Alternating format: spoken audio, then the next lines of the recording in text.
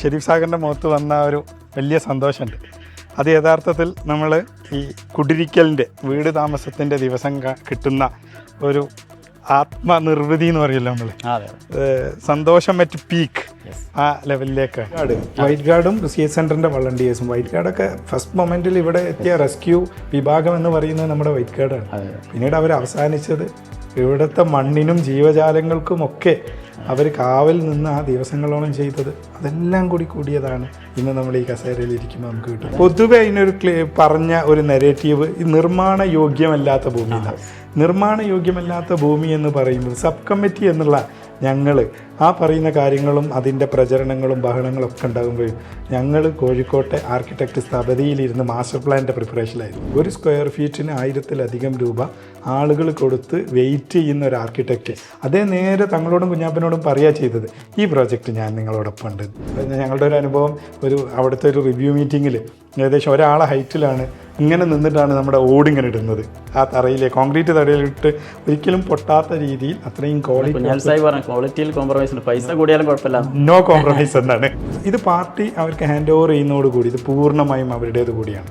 സാധാരണ നമ്മൾ ഈ രജിസ്ട്രേഷൻ ജന്മം തീരം കൊടുക്കുകയാണ്.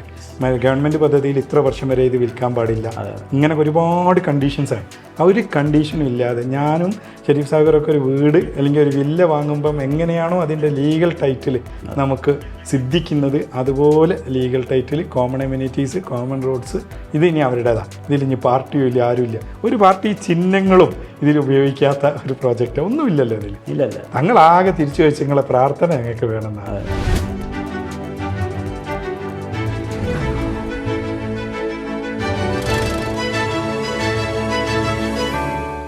പ്രിയപ്പെട്ടവരെ, സാഗർ ടോക്സിലേക്ക് സ്വാഗതം.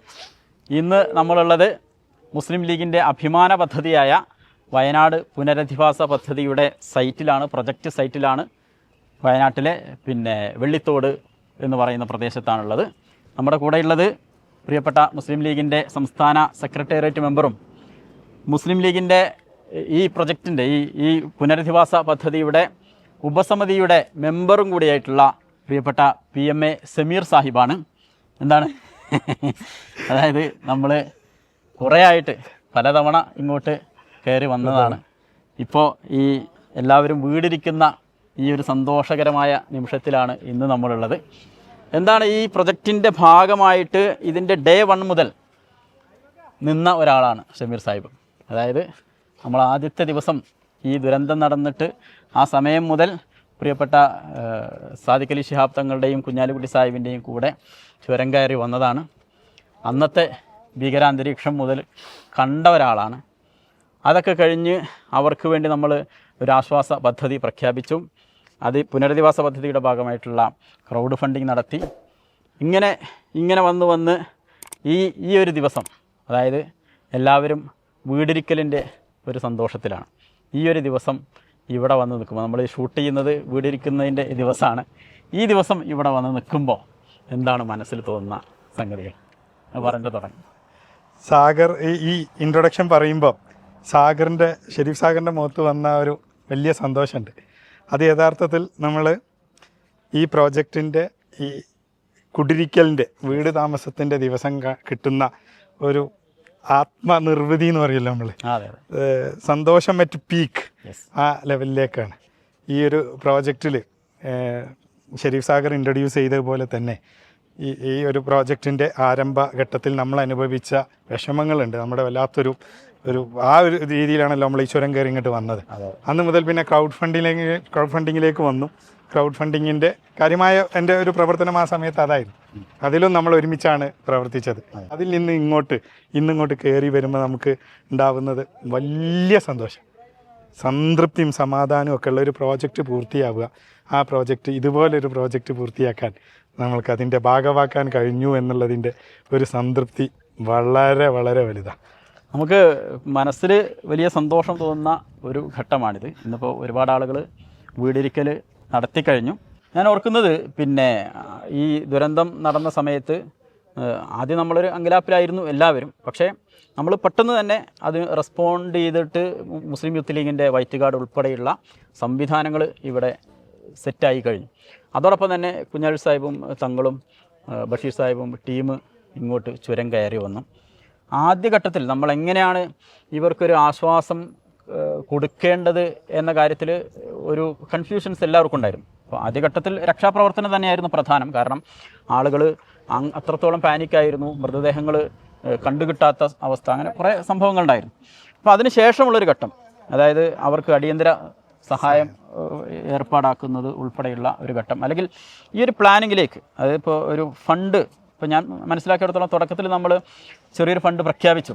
ഒരു ക്രൗഡ് ഫണ്ടിങ്ങിനെ കുറിച്ച് നമുക്ക് ഒരു ഐഡിയ ഉണ്ടായിരുന്നില്ല, അങ്ങനെ വേണോ വേണ്ടേ എന്നൊക്കെ ഒരു കൺഫ്യൂഷൻ ഉണ്ടായിരുന്നു. പക്ഷെ നമ്മൾ അക്കൗണ്ട് നമ്പർ കൊടുത്ത് പ്രഖ്യാപിച്ചപ്പോഴേക്കും ആളുകൾ വല്ലാതെ റെസ്പോണ്ട് ചെയ്യാൻ തുടങ്ങി. മാത്രമല്ല അവർ കുറച്ചുകൂടി എളുപ്പത്തിൽ ഫണ്ട് ട്രാൻസ്ഫർ ചെയ്യാനുള്ള സംവിധാനം വേണമെന്ന് ആവശ്യപ്പെടാൻ തുടങ്ങി.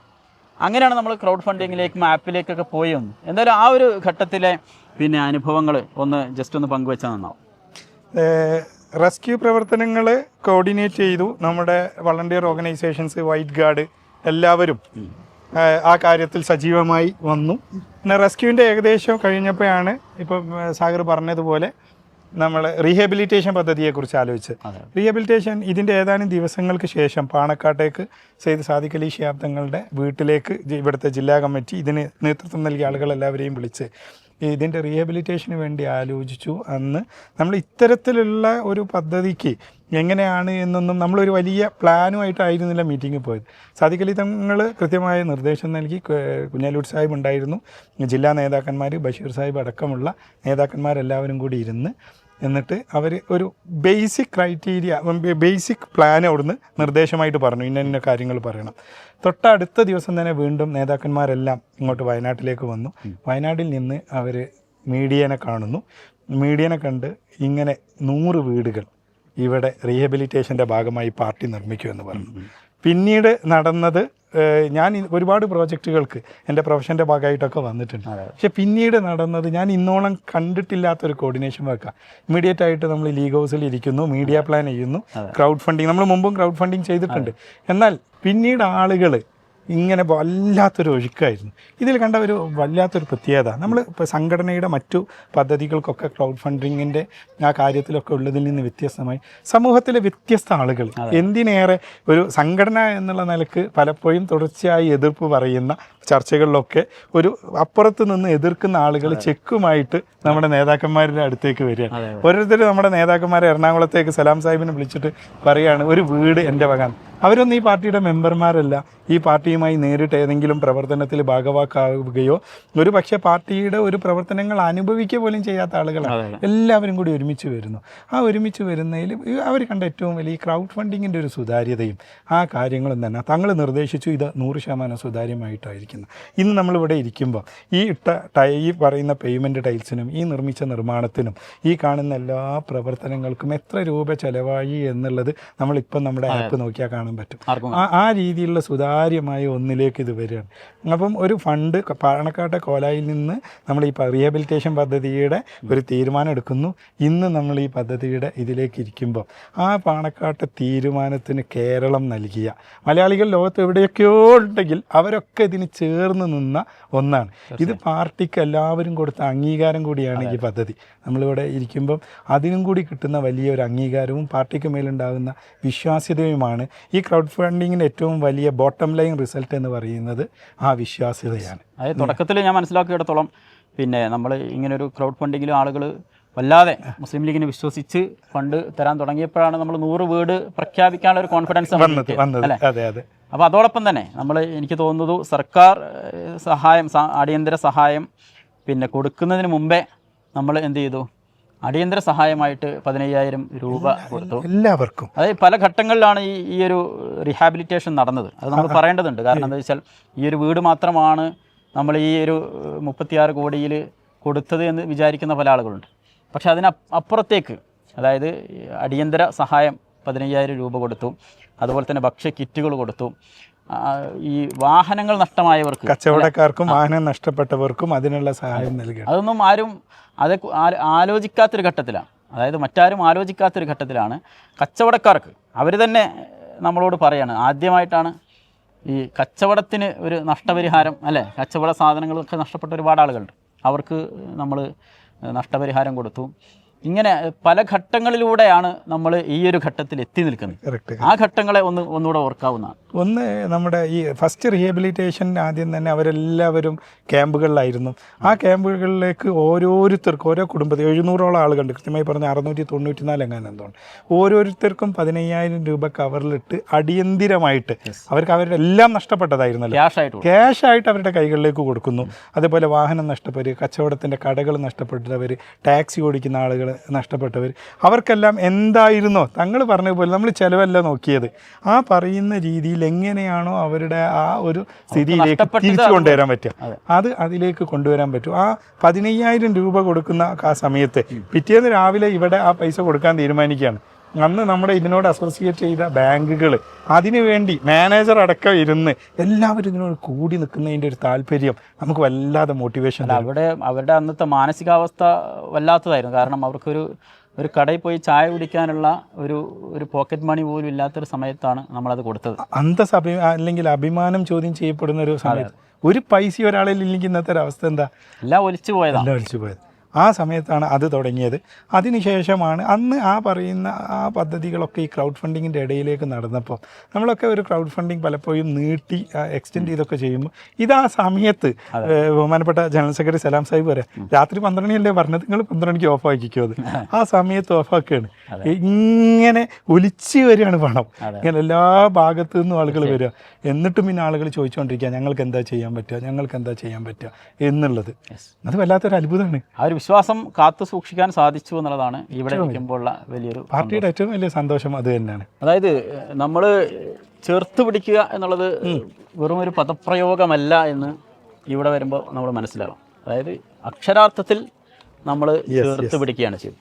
അതായത് എത്രത്തോളം എന്ന് വെച്ചാൽ ഇവരുടെ മാനസികാവസ്ഥ കൃത്യമായി മനസ്സിലാക്കി അവർക്ക് ആവശ്യമായിട്ടുള്ള മെഡിക്കൽ കെയർ, അതായത് എല്ലാവരും എന്തെങ്കിലും ചെയ്തു പോവുക എന്നതിനപ്പുറത്തേക്ക് അവരുടെ കൂടെ നിൽക്കുക എന്നുള്ളത്. അതായത് അവസാന നിമിഷം വരെ അവരെ തങ്ങളങ്ങനെയാണ് പറയുന്നത്, അവരെ പുനരധിവസിപ്പിക്കുന്നത് വരെ കൂടെ നിൽക്കുന്നവർ. അപ്പോൾ അതിൻ്റെ ഭാഗമായിട്ടാണ് എനിക്ക് തോന്നുന്നത് പാലിയേറ്റീവ് കെയർ ഉൾപ്പെടെയുള്ള ഒരുപാട് സംവിധാനങ്ങൾ മുസ്ലിം ലീഗിൻ്റെ ഈ ഒരു പ്രൊജക്റ്റിൻ്റെ ഭാഗമായിട്ട് തന്നെ, പുനരധിവാസ പദ്ധതിയുടെ ഭാഗമായിട്ട് തന്നെ നടന്നു. അതേക്കുറിച്ചുകൂടെ നമുക്കൊന്ന് സംസാരിക്കേണ്ടതുണ്ട്. നമ്മൾ ഈ വീട്ടിലേക്ക് കയറുമ്പോൾ പറഞ്ഞു വന്നത് ഇവരെ ചേർത്ത് പിടിച്ചതിനെ കുറിച്ചാണ്. അതായത് ഇവർക്ക് ചികിത്സാ സഹായം ഉൾപ്പെടെയുള്ള സംഗതികൾ കൊടുക്കുന്നതിനെ കുറിച്ചാണ്. അതൊന്ന് വിശദമായിട്ട് പറയാം. പാർട്ടിയുടെ ആ മേഖലയിൽ വളരെ നന്നായി പ്രവർത്തിച്ചുകൊണ്ടിരിക്കുന്ന പൂക്കോയത്തങ്ങൾ ഹോസ്പിറ്റൽ PTH ഒരു വർഷം ഇവിടെയുള്ള ഈ ഒരു ദുരന്തവുമായി ബന്ധപ്പെട്ട് കിടപ്പിലായ അസുഖമായ പ്രയാസം അനുഭവിക്കുന്ന മെൻ്റലി ആൻഡ് ഫിസിക്കലി അനുഭവിക്കുന്ന ആളുകൾക്ക് ഒരു വർഷം നമ്മളത് തുടർന്നു. നമ്മളത് അവസാനിപ്പിച്ചതല്ല, അതിൻ്റെ ആവശ്യം അവസാനിക്കുന്നത് വരെ PTH തുടർന്നു എന്നാണ്. PTHനെ ഇവിടുത്തെ ഗവൺമെൻറ് സംവിധാനം ബന്ധപ്പെട്ടു. വയനാട് ജില്ലാ കലക്ടർ PTHനെ വിളിപ്പിച്ചു. കലക്ട്രേറ്റിൽ വെച്ച് 40 പേരുടെയും കൂടി ലിസ്റ്റ് കലക്ടർ PTHന് കൊടുക്കാനുണ്ടായിരുന്നു. അതിന് വേണ്ട മരുന്ന്, മറ്റ് ചികിത്സാ സൗകര്യങ്ങളൊക്കെ നേരിട്ട് മെഗാ ഹോം കെയർ നടത്തി ഡോക്ടർ അമീറിൻ്റെ നേതൃത്വത്തിൽ നന്നായി ചെയ്തു. നമ്മൾ മെഡിക്കൽ രംഗത്ത് പ്രവർത്തിച്ചത് നമ്മുടെ റെസ്ക്യൂ സമയത്ത് നമ്മുടെ ആംബുലൻസ് വിങ്, പാർട്ടിക്ക് കീഴിലുള്ള വിവിധ പ്രദേശങ്ങളിലുള്ള ആംബുലൻസ് നെറ്റ്വർക്ക് കംപ്ലീറ്റ് ഇവിടെ സേവനം അനുഷ്ഠിച്ചു. പിന്നെ റീഹാബിലിറ്റേഷൻ സമയത്താണ് നമ്മുടെ PTHൻ്റെ പ്രവർത്തനങ്ങൾ. അങ്ങനെ പാർട്ടിയുടെ ഓരോ ഘടകങ്ങളും അവർ നിർവഹിക്കേണ്ട ദൗത്യം കൃത്യമായി നിർവഹിച്ചത് കൂടിയാണ്. സാദിഖലി തങ്ങളുടെ ഒരു സ്റ്റേറ്റ്മെന്റ് ഓർമ്മയുണ്ട്. അതായത് എല്ലാവരും CH സെന്ററുകളോട് അവരുടെ ആംബുലൻസുകൾ, അവരുടെ ഫ്രീസർ, മറ്റേ സംവിധാനങ്ങൾ ഇതെല്ലാം ഇവിടെ എത്തിക്കണം എന്ന് പറഞ്ഞിട്ടുള്ളൊരു ആഹ്വാനം. അതെ, വൈറ്റ് ഗാർഡും CH സെൻ്ററിൻ്റെ വളണ്ടിയേഴ്സും. വൈറ്റ് ഗാർഡൊക്കെ ഫസ്റ്റ് മൊമെൻറ്റിൽ ഇവിടെ എത്തിയ റെസ്ക്യൂ വിഭാഗം എന്ന് പറയുന്നത് നമ്മുടെ വൈറ്റ് ഗാർഡാണ്. പിന്നീട് അവർ അവസാനിച്ചത് ഇവിടുത്തെ മണ്ണിനും ജീവജാലങ്ങൾക്കുമൊക്കെ അവർ കാവൽ നിന്ന് ആ ദിവസങ്ങളോളം ചെയ്തത്, അതെല്ലാം കൂടിയതാണ് ഇന്ന് നമ്മൾ ഈ കസേരയിൽ ഇരിക്കുമ്പോൾ നമുക്ക് കിട്ടുന്നത്. അതായത് ആദ്യഘട്ടം മുതൽ എല്ലാ വിഷയങ്ങളിലും ഇടപെട്ടു എന്നുള്ളതാണ്. അതായത് ഇവരുടെ മൃതദേഹങ്ങൾ ഒന്നിച്ചടക്കം സംസ്കരിക്കാനുള്ള സ്ഥലം കിട്ടാത്തൊരു ആവശ്യം വന്നപ്പോൾ അവിടെയും PK ബഷീർ സാഹിബിനെ പോലുള്ള ആളുകൾ നേരിട്ട് ഭരണകൂടവുമായി ബന്ധപ്പെട്ട് അതിനുള്ള സംവിധാനങ്ങൾ ഉണ്ടാക്കുന്നു. അതായത് ഈ വേറൊരു കാര്യം, ഇപ്പോൾ നമ്മൾ പറയുമ്പോൾ ചില ആളുകൾ സംശയിക്കും, നമ്മൾ ഈ സെലക്റ്റഡ് ആയിട്ടുള്ള ഈ 100 പേർക്ക് വേണ്ടിയിട്ടാണോ ഇതൊക്കെ ചെയ്തത്? അങ്ങനെയല്ല. അതായത് ഇപ്പോൾ നമ്മൾ 15,000 രൂപ കൊടുക്കുന്നത് മുതലുള്ള ഈ സൗകര്യങ്ങളൊക്കെ ഒരുക്കി കൊടുത്തത് സർക്കാർ ലിസ്റ്റ് ചെയ്ത ഇതിൻ്റെ ഇരകൾക്കാണ്. കൃത്യമായി. പ്രത്യേകിച്ച് നമ്മൾ പറയേണ്ടതുണ്ട്. ചില ആളുകൾ ഈ 100 പേരെ സെലക്ട് ചെയ്തിട്ടാണ് നമ്മൾ ഇതെല്ലാം ചെയ്തത് എന്നൊരു സംശയം ഉണ്ടാവാൻ സാധ്യത. ഒരു ഘട്ടത്തിലും ഇതിലൊരു സെലക്ഷൻ പ്രോസസ്സ് നടന്നിട്ടില്ല. ഇല്ല. ആരൊക്കെയാണോ സർക്കാർ ലിസ്റ്റിൽ നിന്ന് ഇതിനർഹരായ ആളുകളിൽ നിന്ന് ഈ പ്രോജക്റ്റിലേക്ക് താല്പര്യമുള്ളവർ അവർക്കൊക്കെ സർക്കാരിൽ നിന്ന് 15 ലക്ഷം രൂപയുടെ വീതം കിട്ടുമെന്ന് കൂടി ഉറപ്പിച്ചിട്ടുണ്ട്. ഒരു സാമ്പത്തിക ഒരു വീക്ഷണത്തിലൂടെ നോക്കുകയാണെങ്കിൽ ഇപ്പം നമ്മൾ ഈ വീട്ടിൽ ഇതുപോലെ 7 മീറ്ററിലധികം വീതിയുള്ള റോഡോട് കൂടിയ ഒരു വില്ല എന്നുള്ള നിലക്കുള്ള ഒരു 8 സെൻറ്റ് 3 ബെഡ്റൂം 2 അറ്റാച്ച്ഡ് ബെഡ്റൂം ഈ സൗകര്യങ്ങളൊക്കെ ഈ ഫർണിച്ചറും ഒക്കെ കൂടുമ്പോൾ 3 അറ്റാച്ച്ഡ് 3 ബെഡ്റൂം 2 അറ്റാച്ച്ഡ്.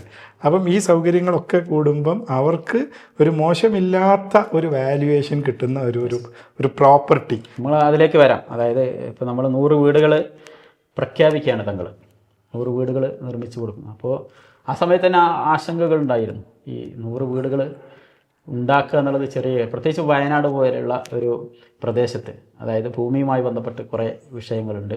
ഏത് ഭൂമി കണ്ടാലും അത് തരം മാറ്റേണ്ടി വരുന്ന തോട്ടം ഭൂമിയാണ് എന്ന് പറയുന്നൊരവസ്ഥ. അതായത് ഇപ്പോൾ നമുക്ക് ഫണ്ട് ലഭിച്ചു, 36 കോടിയിലധികം രൂപ നമുക്ക് ലഭിച്ചു.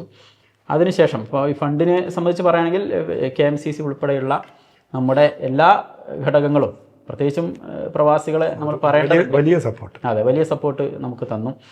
അതിനുശേഷം അതായത് ഈ പ്രൊജക്റ്റിലേക്ക് എൻട്രി ചെയ്യാൻ നമുക്കൊരു കാലതാമസം വന്നിട്ടുണ്ട്.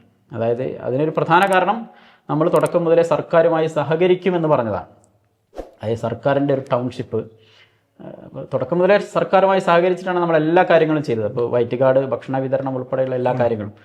അതിലൊക്കെ വിവാദം കൊണ്ടുവരാൻ ചില ആളുകളൊക്കെ ശ്രമിച്ചു, പക്ഷേ അതിനൊക്കെ നമ്മൾ മറികടന്നു. അതോടൊപ്പം തന്നെ ഈ ടൗൺഷിപ്പ് സർക്കാർ ഉണ്ടാക്കുകയാണെങ്കിൽ അതിലൊരു ഭാഗത്ത് ആണ് നമ്മൾ വീടുണ്ടാക്കുക എന്നാണ് എല്ലാവരും കരുതിയത്. നമ്മളതിന് വെയിറ്റ് ചെയ്യുകയും ചെയ്തു. 6 മാസത്തോളം വെയിറ്റ് ചെയ്തു. പക്ഷേ എങ്ങനെയാണത് ആ ഒരു സംഗതി പൊട്ടിപ്പോയത്? ഒന്ന്, സർക്കാർ നമ്മൾ ആളുകളോട് പറഞ്ഞു 100 വീട് നമ്മൾ ഈ പദ്ധതിയുടെ ഭാഗമായിട്ട് വരുന്നു, അതിനുവേണ്ടി സർക്കാരിനോട് നമ്മൾ കാത്തു നിന്നു. സർക്കാരിന് ആ സമയത്തൊന്നും നമുക്ക് സ്ഥലം അനുവദിക്കാൻ കഴിഞ്ഞില്ല. നമ്മൾ നിരന്തരമായി ബന്ധപ്പെട്ടു. ഇതിൻ്റെ സബ് കമ്മിറ്റി എന്നുള്ള നിലയ്ക്ക് ബഷീർ സാഹിബ് MLA കൃത്യമായി അതിൽ ഫോളോ അപ്പ് നടത്തി. കുഞ്ഞാലി സാഹിബും സലാം സാഹിബും ഒക്കെ സ്റ്റേറ്റ് ലെവലിൽ അത് ഡെലിഗേഷൻ നടത്തി പാർട്ടിയുടെ. എന്നിട്ടും നമുക്ക് കിട്ടാതെ വന്നപ്പോഴാണ് നമ്മൾ ഈ പറയുന്നതിന് ഭൂമി തേടി ഇറങ്ങിയത്.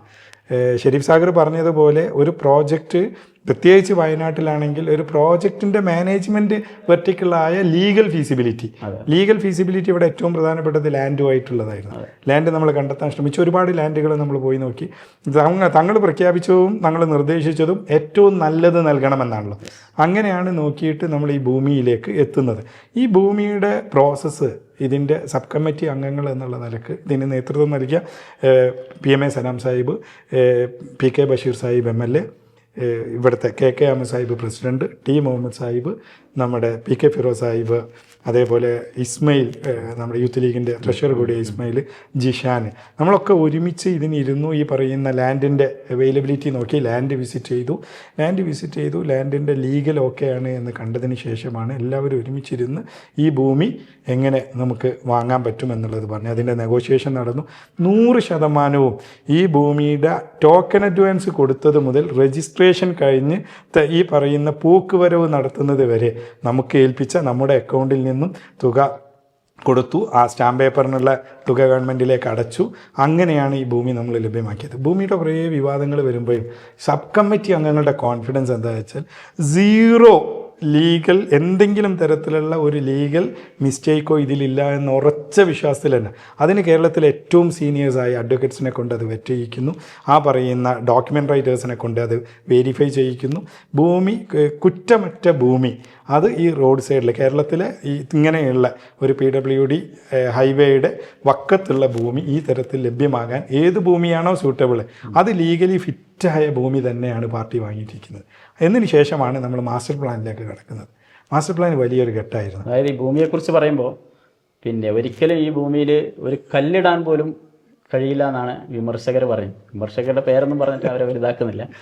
അതായത് ഈ ഭൂമി ഒരു തരത്തിലും കുറച്ച് പത്രക്കാരും അതിൻ്റെ പിന്നാലെ കൂടി, അധിക സമയമായിട്ടില്ല, കുറച്ചായിട്ട്. അതായത് ഒരു കല്ലിടാൻ പോലും പറ്റില്ല, ഇതങ്ങനത്തെ ഒരു ഭൂമിയാണ്, കാടാണ്, ഇങ്ങനെ. അതായത് മുസ്ലിം ലീഗ് സർക്കാരിൻ്റെ പദ്ധതിയുമായിട്ട് മാറി സ്വന്തമായിട്ട് പദ്ധതിയിലേക്ക് കടക്കുന്നു എന്നറിഞ്ഞതോടുകൂടി ഇത് നടക്കും എന്ന് ഇവർക്കെല്ലാം അറിയാം. അതറിഞ്ഞതോടുകൂടിയാണ് ഈ വിമർശനങ്ങൾ വന്നത്. ആ സമയത്തുള്ള ഒരു മാനസികാവസ്ഥ എന്തായിരുന്നു? പൊതുവെ അതിനൊരു പറഞ്ഞ ഒരു നെറേറ്റീവ് ഈ നിർമ്മാണ യോഗ്യമല്ലാത്ത ഭൂമി എന്നാണ്. നിർമ്മാണ യോഗ്യമല്ലാത്ത ഭൂമി എന്ന് പറയുമ്പോൾ സബ് കമ്മിറ്റി എന്നുള്ള ഞങ്ങൾ ആ പറയുന്ന കാര്യങ്ങളും അതിൻ്റെ പ്രചരണങ്ങളും ബഹളങ്ങളും ഒക്കെ ഉണ്ടാകുമ്പോഴും ഞങ്ങൾ കോഴിക്കോട്ടെ ആർക്കിടെക്ട് സ്ഥപതിയിലിരുന്ന് മാസ്റ്റർ പ്ലാനിൻ്റെ പ്രിപ്പറേഷനിലായിരുന്നു. ഇവിടെ ഇങ്ങനെ ബഹളങ്ങൾ അടക്കുകയാണ്. അവിടെ തങ്ങളും കുഞ്ഞൽ സാഹിബ് നിർദ്ദേശിച്ച ഏറ്റവും നല്ല പദ്ധതിയാകാൻ ഇന്ന് സൗത്ത് ഇന്ത്യയിലെ ഏറ്റവും റെപ്യൂട്ടഡ് ആയ, പ്രത്യേകിച്ച് നമുക്ക് ഹാൻഡ്സ് ഓൺ എക്സ്പീരിയൻസ് ഉള്ള കായിക മില്ലറ്റ് സെൻറ്ററിൻ്റെ ഒരു ആർക്കിടെക്ട് എന്നുള്ള നിലക്ക്, അതേപോലെ യൂത്ത് ലീഗ് ഓഫീസിൻ്റെ ഏറ്റവും മനോഹരമായ നമ്മുടെ ഓഫീസുകളിലൊന്ന് സംസ്ഥാന യൂത്ത് ലീഗിൻ്റെ ഓഫീസാണ്. ആ യൂത്ത് ലീഗ് ഓഫീസിൻ്റെ നിർമ്മാണത്തിന് കൺസൾട്ടൻ്റ് ആയിരുന്ന ആർക്കിടെക്ട് സ്ഥപതി ശ്രീ ടോണി ലീഡ് ചെയ്യുന്ന ആ സ്ഥാപനത്തിൽ മാസ്റ്റർ വർക്ക് ചെയ്യുമ്പോൾ, മാസ്റ്റർ പ്ലാൻ ചെയ്യുമ്പോൾ ഒരു പദ്ധതി ഏറ്റവും നന്നായിട്ട് നമ്മൾ ഒരുപാട് റെസിഡൻഷ്യൽ പ്രോജക്ട്സും വില്ലാസും ഒക്കെ കണ്ടതാണ്. ആ രീതിയിലുള്ള ഒരു പദ്ധതിയുടെ മാസ്റ്റർ പ്ലാൻ ആയിരുന്നു ഈ നിർമ്മാണ യോഗ്യമല്ല എന്ന് ബഹളം ഉണ്ടാക്കിയപ്പോൾ ഈ സബ് കമ്മിറ്റി ചെയ്തുകൊണ്ടിരുന്നത്. സബ് കമ്മിറ്റി ഒരു നിലക്കും അത് ബാധിച്ചിട്ടില്ല. അതായത് സൗജന്യമായിട്ടാണ് നമുക്ക് ചെയ്തു തന്നത് അല്ലേ? 100%. അദ്ദേഹത്തിൻ്റെ ഒരു കണക്കിന് വേണ്ടിയിട്ട് ഒരു സ്ക്വയർ ഫീറ്റിന് 1000-ലധികം രൂപ ആളുകൾ കൊടുത്ത് വെയിറ്റ് ചെയ്യുന്ന ഒരു ആർക്കിടെക്റ്റ് അതേ നേരെ തങ്ങളോടും കുഞ്ഞാപ്പനോടും പറയുക ചെയ്തത്, ഈ പ്രോജക്റ്റ് ഞാൻ നിങ്ങളോടൊപ്പം ഉണ്ട്. പിന്നീട് അവിടെ നിന്ന് ഇങ്ങോട്ട് ആ ഒരു ഓഫീസിനെ കുറിച്ച് പറയുകയാണെങ്കിൽ നമ്മളൊക്കെ ഓഫീസ് സംവിധാനം നടത്തുന്ന ആളുകളാണല്ലോ.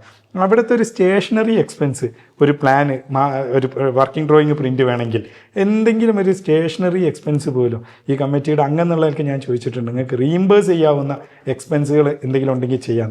ഞങ്ങളിത് ഈ പ്രോജക്റ്റ് ഈ സ്ഥപതി ആർക്കിടെക്ട്സിൻ്റെ ഡെഡിക്കേഷനാണ് എന്നാണ്. അതങ്ങനെ തന്നെ ചെയ്ത് എത്ര വിസിറ്റ് ഇവിടെ നടത്തി, നേരിട്ട് വരുന്നു. ഈ ഒരു പദ്ധതിയുടെ ഇതിൻ്റെ ഒരു ലാൻഡിൻ്റെ സോയിൽ ടെസ്റ്റ് മുതൽ ഇതിൻ്റെ ഓരോ കാര്യങ്ങളും, ഇപ്പം ലീക്കൊക്കെ ആണല്ലോ വലിയ വിവാദം, അതൊക്കെ മുൻകൂട്ടി കണ്ടുകൊണ്ട് ഇവിടെ ഈ സംവിധാനങ്ങൾ വരാനും ഇതിന് കുറച്ചുകൂടി സമയമെടുത്തു എന്ന് പറയുന്നത് ഇവിടുത്തെ നിർമ്മാണ പ്രവൃത്തി, സ്ട്രക്ചറൽ ഡ്രോയിങ് ആണെങ്കിലും ബാക്കിയുള്ള ഡീറ്റെയിൽ കൺസ്ട്രക്ഷൻ ഡ്രോയിങ് ആണെങ്കിലും ഇവിടുത്തെ പ്ലംബിങ്ങും ഇലക്ട്രിക്കലും ആ കാര്യങ്ങളൊക്കെ ആണെങ്കിൽ ഇവിടുത്തെ പ്ലംബിംഗ് ലൈന് അദ്ദേഹം ഡിസൈൻ ചെയ്ത് നമുക്ക് ഇപ്പം ലഭ്യമായ സൗകര്യം എന്താണെന്ന് വെച്ചാൽ നമുക്കൊരു ഓവർഹെഡ് ടാങ്ക് ഉണ്ട്. നമ്മുടെ ഓൺ കിണറിൽ നിന്നും ഇവിടുത്തെ പബ്ലിക് ലൈനിൽ നിന്നും വെള്ളം കളക്ട് ചെയ്ത് കിണറുണ്ട്, നമ്മുടെ വലിയൊരു നല്ല വിസ്തൃതിയുള്ള ഒരു കിണറുണ്ട്, കൂടാതെ നമ്മുടെ ജലനിധിയുടെ കണക്ഷനുണ്ട്. ഇത് കളക്ട് ചെയ്തിട്ട് നമ്മൾ ഒരു ഓവർഹെഡ് ടാങ്കിലേക്കാണ് ഇവിടെയുള്ള മുഴുവൻ വീടുകളിലേക്കും ആവശ്യമായ വെള്ളം സൂക്ഷിക്കാവുന്ന, സംഭരിക്കാവുന്ന ടാങ്കിലേക്ക് വരുന്നു. എന്നിട്ട് ഈ പറയുന്ന എല്ലാ വീടുകളുടെയും മേലെ ഒരു 1000 ലിറ്റേഴ്സിൻ്റെ ടാങ്കാണ്. അത് മാത്രമല്ല, ഈ 1000 ലിറ്റേഴ്സിൻ്റെ ടാങ്കിൽ ഓട്ടോ ഫില്ലിംഗ് ആണ്. അതായത് എപ്പോഴാണോ ഈ 1000 ലിറ്റേഴ്സ് വെള്ളം കുറയുന്നത് അപ്പോൾ ഓട്ടോമാറ്റിക്കലി എന്ത് ചെയ്യും, ആ പറയുന്ന റീഫിൽ ചെയ്യും. ഇത് ഓരോരുത്തരും ഉപയോഗിക്കുന്ന വെള്ളം എത്രയാണ് എന്നുള്ളതിന് ഓരോ വീടിനും നമ്മളൊരു മീറ്ററും വെച്ചിട്ടുണ്ട്. നമ്മളൊക്കെ വീടുകൾ ചെയ്യുമ്പം എല്ലാ എമ്യൂണിറ്റീസും അല്ലെങ്കിൽ എല്ലാം ദീർഘകാല അടിസ്ഥാനത്തിൽ ഉപയോഗിക്കാവുന്ന രീതിയിലുള്ള ക്വാളിറ്റി, ആ പറയുന്ന രീതിയിലുള്ള ഒരു വർക്ക്മാൻഷിപ്പ്, അത് പൂർത്തിയായ പ്രൊജക്റ്റാണ്. നമ്മൾ 2 ഫ്ലോറിലേക്കുള്ള ഫൗണ്ടേഷനും ഈ പറയുന്ന സൗകര്യങ്ങളും ഇതിൻ്റെ ഇതിൽ ഉപയോഗിച്ചിരിക്കുന്ന ഓരോ മെറ്റീരിയൽസും നമ്മൾ ഈ പ്രത്യേകിച്ച് നമ്മൾ ഇൻറ്റേർണലി പോകുന്ന ലൈൻസുകളുടെ പൈപ്പാണെങ്കിലും അതിൻ്റെ കേബിൾസ് എല്ലാം ബ്രാൻഡഡാണ്. എല്ലാം ബ്രാൻഡഡ്. ആ ക്വാളിറ്റി എൻഷ്യൂർ ചെയ്ത ഈ ഞങ്ങളുടെ ഒരു അനുഭവം, അവിടുത്തെ ഒരു റിവ്യൂ മീറ്റിങ്ങിൽ ഏകദേശം ഒരാളെ ഹൈറ്റിലാണ് ഇങ്ങനെ നിന്നിട്ടാണ് നമ്മുടെ ഓടിങ്ങനെ ഇടുന്നത്. ആ തറയിലെ കോൺക്രീറ്റ് തറയിലിട്ട് ഒരിക്കലും പൊട്ടാത്ത രീതിയിൽ അത്രയും ക്വാളിറ്റിയിൽ കോംപ്രമൈസ് ഉണ്ട്, പൈസ കൂടിയാലും കുഴപ്പമില്ല, നോ കോംപ്രമൈസ് എന്നാണ് ആ പറയുന്ന രീതിയിൽ അത് പൂർത്തീകരിച്ചത്. അപ്പം അതുകൊണ്ട് ബജറ്റ് കുറച്ചുകൂടി കൂടി അത് അടുത്ത ഘട്ടത്തിലേക്കുള്ള പാർട്ടി അതിനെ സമാഹരിക്കുന്നു, കൃത്യസമയത്ത് തന്നെ അവസാനത്തുമ്പോൾ ഇത് പാർട്ടി അവർക്ക് ഹാൻഡ് ഓവർ ചെയ്യുന്നതോടുകൂടി ഇത് പൂർണ്ണമായും അവരുടേത് കൂടിയാണ്. സാധാരണ നമ്മൾ ഈ രജിസ്ട്രേഷൻ ജന്മം തീരം കൊടുക്കുകയാണ്. ഗവൺമെൻറ് പദ്ധതിയിൽ ഇത്ര വർഷം വരെ ഇത് വിൽക്കാൻ പാടില്ല, ഇങ്ങനെ ഒരുപാട് കണ്ടീഷൻസാണ്. ആ ഒരു കണ്ടീഷനും ഇല്ലാതെ ഞാനും ഷെരീഫ് സാഗറൊക്കെ ഒരു വീട് അല്ലെങ്കിൽ ഒരു വില്ല വാങ്ങുമ്പം എങ്ങനെയാണോ അതിൻ്റെ ലീഗൽ ടൈറ്റിൽ നമുക്ക് സിദ്ധിക്കുന്നത്, അതുപോലെ legal title, common amenities, common roads, ഇത് ഇനി അവരുടേതാണ്. ഇതിലിനി പാർട്ടിയും ഇല്ല, ആരുമില്ല. ഒരു പാർട്ടി ചിഹ്നങ്ങളും ഇതിൽ ഉപയോഗിക്കാത്ത ഒരു പ്രോജക്റ്റ് ഒന്നുമില്ലല്ലോ ഇതിൽ. ഇല്ലല്ല, തങ്ങളാകെ തിരിച്ചു വെച്ച് നിങ്ങളെ പ്രാർത്ഥന ഞങ്ങൾക്ക് വേണമെന്നാണ്. അത് ധാരാളം കിട്ടിക്കൊണ്ടിരിക്കുന്നു. ഇതിൽ ഇപ്പോഴും കമൻറ്റുകളിലൊക്കെ വരുന്നൊരു സംഗതി, 30,000 രൂപയുടെ ഭൂമി വാങ്ങി, വീടൊക്കെ കൊടുത്തു, വീട് കൊടുക്കില്ല എന്നാണ് ആദ്യം പറഞ്ഞിരുന്നത്. അതൊക്കെ സംഗതി അംഗീകരിച്ചു, പക്ഷേ നിങ്ങൾ അഴിമതി നടത്തിയിട്ടുണ്ട് എന്നുള്ളതാണ്. 30,000 രൂപയുടെ ഭൂമി 1.25 ലക്ഷത്തിന് വാങ്ങി. സത്യത്തിൽ 30,000 രൂപയ്ക്ക് ഇവിടെ എവിടെയെങ്കിലും ഭൂമി കിട്ടുമോ? നമ്മൾ കേരളത്തിലല്ലേ താമസിക്കുന്നത്. ഒരു സ്റ്റേറ്റ് ഹൈവേയുടെ തീരത്ത് ഇതുപോലുള്ള ഫെസിലിറ്റി ഉള്ള ഒരു ഭൂമി നിങ്ങളെ നാട്ടിലും എൻ്റെ നാട്ടിൽ നമ്മളൊക്കെ ഗ്രാമങ്ങളിൽ കൂടിയല്ലേ അല്ലെങ്കിൽ ഗ്രാമങ്ങളൊക്കെ അറിയുന്ന ആളുകളല്ലേ നിങ്ങൾക്ക് എവിടെയാണ് അങ്ങനത്തെ ഒരു ഭൂമി കിട്ടുക? ഇതന്നെ നെഗോഷിയേറ്റ്. ഞാൻ ബഷീർ സാഹിബിൻ്റെ കൂടെ ഉണ്ടായി. ബഷീർ സാഹിബിൻ്റെ നെഗോഷിയേഷൻ കണ്ടിട്ട് എനിക്കൊരു സങ്കടം തോന്നില്ല. ആളുകൾ എന്തിനാണ് ഇങ്ങനെ കട്ടോ നെഗോഷിയേറ്റ് ചെയ്യുന്നതെന്ന്. അവസാനം ആ പറയുന്ന പ്രൈസ് ഈ സബ് കമ്മിറ്റി അംഗങ്ങളുടെ മുമ്പാകെ അത് 1,21,000 ഉണ്ട്, 1,10,000 ഉണ്ട്. അങ്ങനെ നെഗോഷിയേറ്റ് ചെയ്ത് ആദ്യത്തെ ടോക്കൺ എടുത്ത് കൊടുക്കുന്നത് മുതൽ സാമ്പത്തിക ട്രാൻസാക്ഷൻ അത്രയും സുതാര്യമായിട്ട് നമ്മൾ റിയൽ വാല്യൂ ആണ് കാണിച്ചത് ആധാരത്തിൽ. ഈ സാധാരണ ഭൂമിയിലൊക്കെ പലപ്പോഴും അങ്ങനെ എല്ലാം ഉണ്ടാകും. ഇതിൽ 100% എത്ര എമൗണ്ട് അത് കൊടുക്കാതെ ട്രാൻസ്ഫർ. സമീപ പ്രദേശങ്ങളിൽ 3 ലക്ഷം 4 ലക്ഷമൊക്കെയാണ് ഭൂമി വില. തൊട്ടപ്പുറത്ത് 3 ലക്ഷം റുപ്യ ചിലപ്പോൾ കൂടാനും സാധ്യത. എനിക്ക് തോന്നുന്നു 30,000 ഒരു 0 കുറഞ്ഞിട്ട് അങ്ങനെയൊക്കെ ഉള്ളത് തോന്നിപ്പോയതാവും. അത് കാര്യമാക്കേണ്ടതില്ല, പക്ഷെ നമ്മൾ പറയുമ്പോൾ പറയാന്ന് മാത്രം. അതായത് എതിരാളികളുടെ വളരെ വില കുറഞ്ഞ ആക്ഷേപങ്ങളാണ്. ഓർക്കും അറിയാം ഇതൊന്നും അല്ല എന്നുള്ളത്. അതായത് ഇനിയിപ്പോൾ നമ്മൾ വീടുകൾ കൈമാറി കഴിഞ്ഞു. എല്ലാവരുടെയും ഇപ്പോൾ 51 വീടുകളാണ് പൂർത്തീകരിച്ചത്. ഇനിയുള്ള ഒരു പ്രൊജക്റ്റിൻ്റെ ഒരു കണ്ടിന്യൂഷൻ എങ്ങനെയായിരിക്കും? എലക്ഷൻ നമ്മളുടേത് 9-ാം തീയതി കഴിഞ്ഞു. 10-ാം തീയതി കൺവീനർ ബഷീർ സാഹിബിൻ്റെ കൂടെ നേരെ ഇങ്ങോട്ട് വരിക ചെയ്ത്. രാവിലെ വന്നു, 2ാം ഘട്ടത്തെ നോക്കി 25 എണ്ണം ജൂൺ 30 ഇന്ന് കൺവീനർ ഇന്നത് വെരിഫൈയും ചെയ്തു. ബഷീർ സാഹിബ് ഇന്ന് കോൺട്രാക്ടേഴ്സിനൊക്കെ വിളിച്ചു വരുത്തിയിട്ടുണ്ട്. അങ്ങനെ 2 ഫേസായിട്ട് അത് കംപ്ലീറ്റ് ചെയ്യും. 2ാം ഘട്ടം 2 ഭാഗമായിട്ടാണ്. ആദ്യത്തെ 25 എണ്ണം അത് കംപ്ലീറ്റ് ചെയ്യും. അത് ഇതേപോലെ തന്നെ എല്ലാ ഫെസിലിറ്റിയും ഇതേ ക്വാളിറ്റിയിലും എപ്പോഴും ഓഡിറ്റ് ചെയ്തിട്ടാണ് അത് പോകുന്നത്. ആ രീതിയിൽ കംപ്ലീറ്റ് ചെയ്യും. ബാക്കിയുള്ളത് ഇവിടുത്തെ ഒരു ചെറിയ ചാലഞ്ച്, നമ്മൾ കഴിഞ്ഞ സെപ്റ്റംബറിലാണ് ഈ നിർമ്മാണ പ്രവർത്തനം ആരംഭിച്ചത്. ആ പ്രവൃത്തികൾ ആരംഭിച്ച് മെയ് ലാസ്റ്റോട് കൂടി ഇവിടെ നമ്മളെ നാട്ടിനേക്കാളും കുറച്ചുകൂടി മഴ പ്രതീക്ഷിക്കുന്നു. അതിനനുസരിച്ച് 2 മാസം അത് അങ്ങോട്ട് മുന്നോട്ട് പോകും. എല്ലാം കംപ്ലീറ്റ് ചെയ്യാൻ സെപ്റ്റംബർ ഒക്ടോബറോട് കൂടി നമ്മൾ ഈ പ്രോജക്റ്റിൽ നിന്ന് എക്സിറ്റ് എടുക്കും. ഇതിൻ്റെ ഒരു ഈ കുടിയിരിക്കലുമായി ബന്ധപ്പെട്ട ഒരു ചർച്ച വന്നത്, കുടിയിരിക്കാൻ ലീഗ് പൈസ വാങ്ങിയത് അതെന്തായിരുന്നു? ലീഗിനെ സംബന്ധിച്ചിടത്തോളം ഇത് അന്ന് ഇതിൻ്റെ ഡോക്യുമെൻ്റൊക്കെ ഹാൻഡ് ഓവർ ചെയ്ത് ഇന്ന് ഇവിടെ എല്ലാ ആളുകളും കൂടി 51 ആളുകളും കൂടി അന്ന് പറഞ്ഞിരുന്നു. അത് നമ്മൾ നറുക്കെടുപ്പൊക്കെ കഴിഞ്ഞ് ഇവർക്കൊക്കെ വീടായപ്പം തങ്ങളും എല്ലാവരും കൂടി നിങ്ങളെല്ലാവരും കൂടി ഞങ്ങളുടെ ഒരു സദ്യ കഴിക്കാൻ, ഞങ്ങളുടെ ഒരു ഭക്ഷണം കഴിക്കാൻ ഞങ്ങൾ വരണം. ഒരു ഒരു സ്ത്രീ പറയുന്ന ഡയലോഗ് അതെ നമ്മൾ കൊടുത്തിരുന്നത്. അതെ, നിങ്ങളെല്ലാവരും കൂട്ടിയിട്ടൊരു ഇത് വേണം, സൽക്കാരം നടത്തണം എന്ന് പറയും. അതിന് അവരെല്ലാവരും കൂടി ഏർപ്പാടാക്കിയ ഒരു റിസപ്ഷനാണ് ഇന്ന്. ആ റിസപ്ഷനിലേക്ക് അവർ ഒരു കോൺട്രിബ്യൂഷൻ എടുത്ത് അവരെല്ലാവരും ചെയ്ത് അതാണ് ലീഗ് പിരിക്കാൻ പോകുന്നത്. ലീഗിന് അങ്ങനത്തെ ഒരു ശീലം ചെലവാക്കിയ ലീഗ് ഇവരെന്ത് 10,000 രൂപ പിരിച്ചു. അതൊക്കെ അവരെന്നെ മാറ്റി പറഞ്ഞു. അതെ, നമ്മൾ ഇപ്പോൾ ഇവിടെ നിൽക്കുമ്പോൾ മനോഹരമായ അന്തരീക്ഷത്തിലാണ് നമ്മൾ നിൽക്കുന്നത്. അതിൻ്റെ ഒരു സന്തോഷം നമുക്ക് ഫീൽ ഗുഡാണ്. അപ്പോൾ ഇവിടെ നിൽക്കുമ്പോൾ ചോദിക്കാനുള്ളത്, ഇനി ഇപ്പോൾ 51 പേർക്ക് നമ്മൾ വീട് കൈമാറിക്കഴിഞ്ഞു. ഇനി ആളുകൾ വെയിറ്റ് ചെയ്തുകൊണ്ടിരിക്കുന്നുണ്ട്. അവർക്ക് ഇത് ഇപ്പോൾ അവസാനത്തെ, നമ്മൾ വാക്ക് പറഞ്ഞ അവസാനത്തെ ആൾക്ക് ഈ വീടുകൾ എപ്പോൾ കിട്ടുന്നുള്ളതാണ്. നമ്മളിപ്പം തൊട്ടടുത്ത് നമ്മുടെ പ്രോജക്റ്റ് നടക്കുന്നു. 25 എണ്ണത്തിൻ്റെ പണി നല്ല സ്പീഡിലാണ് പൂർത്തീകരിക്കുന്നത്. അതുകൂടാതെ ബാക്കിയുള്ളതിൻ്റെ വർക്കുകൾ സ്റ്റാർട്ട് ചെയ്തു. 2 ഘട്ടമായി, അതായത് ജൂൺ 30 ഒരു ഘട്ടം കംപ്ലീറ്റ് ചെയ്യുന്നു. അതേപോലെ തന്നെ 2 മാസം കൊണ്ട് ഈ പ്രോജക്റ്റിൽ നിന്നും പൂർണ്ണമായും എക്സിറ്റ് എടുക്കും. ഓഗസ്റ്റ് സെപ്റ്റംബർ ആകുമ്പോഴേക്കും കംപ്ലീറ്റ്. വരുന്ന മഴ അതാണ് നമ്മൾ പ്രതീക്ഷിച്ചിട്ടാണ് ആ ഒരു ഡിലേ കാണുന്നത്. ആ ഒരു കാര്യം കൂടി വരുമ്പോൾ സെപ്റ്റംബറോട് കൂടി ഈ പറയുന്ന പ്രോജക്റ്റ് ഈ പ്രോജക്റ്റിൻ്റെ അവകാശികൾക്ക് പൂർണ്ണമായും ഹാൻഡ് ഓവർ ചെയ്ത് നമ്മൾ എക്സിറ്റ് എടുക്കും. അതായത് വലിയൊരു ദുരന്തത്തിൻ്റെ ഓർമ്മകളിലാണ് ഇവിടെ താമസിക്കുന്ന എല്ലാവരും ഉള്ളത്. ആ ഓർമ്മകളിൽ നിന്ന് മുക്തരാകാൻ ഇതൊന്നും അവർക്ക് പോരാ. പക്ഷേ നമ്മളൊരു ആശ്വാസം അവർക്ക് കൊടുത്തു. ഇപ്പോൾ നമ്മൾ ഈ വീടുകൾ കൈമാറിക്കഴിഞ്ഞു. ഇനി ഇവരുടെ ഒരു ഭാവി എങ്ങനെയാണ് പാർട്ടി കാണുന്നത്? അതായത് ഇപ്പോൾ ഇവർക്ക് ഇവരുടേതായിട്ടുള്ള കൂട്ടായ്മകളുണ്ട്. ഇവരുടെ വാട്സാപ്പ് കൂട്ടായ്മയിലൊരു ചർച്ചയാണ് നമ്മൾ പുറത്തേക്ക് പോയത്. എന്തായാലും ഇതിൻ്റെയൊക്കെ ഒരു ബാധ്യത ഇനി ലീഗിലേക്ക് വരുമോ എന്നുള്ളൊരു ചോദ്യം പലരും, അതായത് ഇപ്പോൾ ഇവിടെ ഒരു ചെറിയൊരു എന്തെങ്കിലും ഒരു കുഴപ്പങ്ങൾ ഇവിടെ ഉണ്ടായാൽ, അല്ലെങ്കിൽ ഇവിടുത്തെ മെയിൻ്റനൻസ് കാര്യങ്ങൾ, അതിനൊക്കെ എന്തെങ്കിലുമൊക്കെ ഒരു കോർഡിനേഷനോ അതിലെ സംവിധാനം പാർട്ടി ഇവരെ കണക്ട് ചെയ്തുകൊണ്ടിരിക്കുമോ എന്നൊരു ചോദ്യം ആണ് അവസാനമായിട്ട് ചോദിക്കാനുള്ളത്. ഇതിൽ ഇപ്പം നമ്മൾ നിൽക്കുന്ന ഇതൊരു വില്ല പ്ലോട്ടാണ്. ഈ പ്ലോട്ട് ഈ അതിർത്തിയിലുള്ള മുഴുവൻ സ്ഥലവും ഈ പറയുന്ന വില്ലയുടെ നമ്മുടെ ഇതിൻ്റെ ആൾക്ക് രജിസ്റ്റർ ചെയ്ത് കൊടുക്കുകയാണ്. അതുപോലെ ഈ പറയുന്ന കോമൺ എമിനിറ്റീസൊക്കെ അത് ഉൾക്കൊള്ളുന്ന ഈ പറയുന്ന മിനി ടൗൺഷിപ്പ് ഇവരുടേതാണ്. പാർട്ടി അത് പൂർണ്ണമായും അതിൽ നിന്ന് എക്സിറ്റ് എടുക്കും. അപ്പോൾ സാധാരണ ഒരു വില്ല റെസിഡൻസ് ഇത്തരത്തിലുള്ള യൂണിറ്റുകൾ അത് യുവൻ്റെ അസോസിയേഷനായി രൂപീകരിച്ചും അവർ തന്നെയാണ് അത് മെയിൻറ്റെയിൻ ചെയ്യുക. പൂർണ്ണമായും അവർക്ക് ആ പറയുന്ന രീതിയിലുള്ള പൂർണ്ണ സ്വാതന്ത്ര്യവും ആ കാര്യങ്ങളൊക്കെ നൽകിക്കൊണ്ടാണ് ഇതിലുള്ള ഇനിയുള്ള എക്സ്റ്റൻഷൻ നിർമ്മാണങ്ങൾ അവരുടെ ഒരു കൂട്ടായ്മ ഉണ്ടാവും. അവരുടെ കൂട്ടായ്മയിൽ ആ കാര്യങ്ങളൊക്കെ പോകും. അത് സാധാരണ ഇത്തരത്തിലുള്ള പ്രോജക്റ്റുകൾ കേരളത്തിൽ നടപ്പാക്കുന്ന നിയമപരമായും പ്രായോഗികപരമായിട്ടുള്ള കാര്യങ്ങളൊക്കെ ഉണ്ടാവും. പാർട്ടി എങ്ങനെയൊക്കെയാണോ പുറത്തുനിന്ന് ഇതിനെ സപ്പോർട്ട് ചെയ്യേണ്ടത്, ഇതിൻ്റെ ഉള്ളിൽ പാർട്ടി ഒരു കക്ഷിയല്ല, ഇത് ഇവരുടേതാണ് പൂർണ്ണമായിട്ടും. തീർച്ചയായിട്ടും നമുക്ക് ഇത് വൈൻഡപ്പ് ചെയ്യാണ്. അതായത് ഈ നിമിഷം ഏറ്റവും ആഹ്ലാദകരമായ ഒരു നിമിഷമാണ്. പാർട്ടി സെക്രട്ടറി ഉൾപ്പെടെയുള്ള എല്ലാ നേതാക്കളും ഇവിടെ എത്തിയിട്ടുണ്ട്. അതായത് ഏറ്റവും സന്തോഷകരമായ ഈ ഒരു നിമിഷത്തിൽ എന്ത് പറഞ്ഞുകൊണ്ടാണ് നമ്മൾ അവസാനിപ്പിക്കേണ്ടത്? ജനറൽ സെക്രട്ടറി PMA സലാം സാഹിബാണ് നമ്മുടെ തൊട്ടടുത്തൂടെ ഈ പ്രോജക്റ്റ് റിവ്യൂ ചെയ്ത് പോകുന്നത്. അദ്ദേഹത്തിന് നമ്മുടെ ഒക്കെ ഈ സബ് കമ്മിറ്റി അംഗങ്ങൾ എന്നുള്ള നിലക്ക്, അദ്ദേഹത്തിൻ്റെ ഒരു ടീം എന്നുള്ള നിലക്ക് പാർട്ടി ഇന്നോളം ചെയ്തതിൽ ഏറ്റവും വലിയ പ്രോജക്റ്റ് 51 വീടുകളാണ് ഒരുമിച്ച് ഇന്ന് അങ്ങനെ ഒരു വീട് താമസം എവിടെ ഉണ്ടായിട്ടുണ്ട് ഞാൻ കേട്ടിട്ടില്ല. അതുകൊണ്ട് ഇത് കേരളത്തിലെ എല്ലാവർക്കും പാർട്ടി നൽകുന്ന സമ്മാനമാണ്. ഏത് ദുരന്തത്തിലും ഓരോ സാധാരണ പ്രവർത്തകനും അഭിമാനിക്കാം. ഇത് എല്ലാവരുടെയും കൂടെ ഉള്ളതാണല്ലോ. കേരളത്തിലെ മുഴുവൻ മലയാളികളുടെയും, ലോകത്ത് എവിടെയാണെങ്കിലും ആ മലയാളികളുടെ ഒരുമിച്ചുള്ള ഒരു കൂട്ടായ്മയുടെ ഒരു സിഗ്നേച്ചറാണ് മുസ്ലിം ലീഗ് പാർട്ടിയുടെ ഈ മുണ്ടക്കൈ ചൂരൽമല റീഹബിലിറ്റേഷൻ പദ്ധതി. Okay, thank you so much.